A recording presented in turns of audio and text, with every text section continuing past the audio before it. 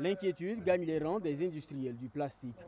En conférence de presse ce 29 juin, l'Association des industriels du plastique monte au créneau face à la loi 045 ALT du 30 décembre 2024, un texte qui interdit les emballages et sachets plastiques.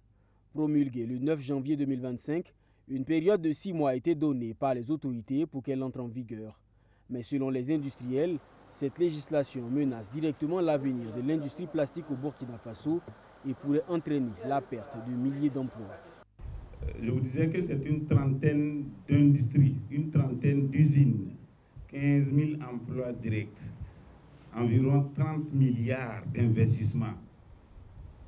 Quand on entend parler à la télé, quand on entend, c'est juste des mots. Selon la vision du gouvernement actuel, on ne devrait pas prendre une mesure en ignorant tout ça. À partir du 9, qu'est-ce que nous devenons? C'est des pertes pour les industriels, c'est des pertes pour l'État. La loi impose désormais des critères stricts aux sachets plastiques autorisés, une longueur de 78 cm, une largeur de 44 cm et une épaisseur de 70 microns. Mais pour les industriels, ces formats sont inadaptés.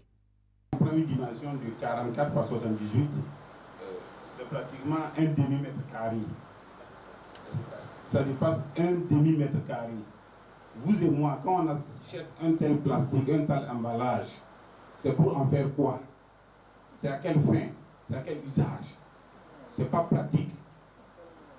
Voilà. Maintenant, nous proposons du 30 par 50 avec une épaisseur de 50 microns. C'est assez lourd, c'est réutilisable à souhait et puis c'est facilement recyclable. Pour sortir de l'impasse, les industriels du plastique appellent à une concertation nationale entre l'État, les industriels et les acteurs de l'environnement dans le but de concilier écologie, économie et emploi.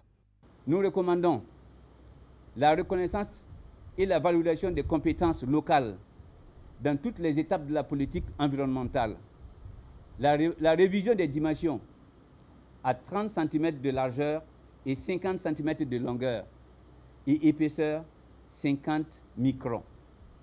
L'implication systématique des acteurs locaux dans la conception, la mise en œuvre et le suivi des projets.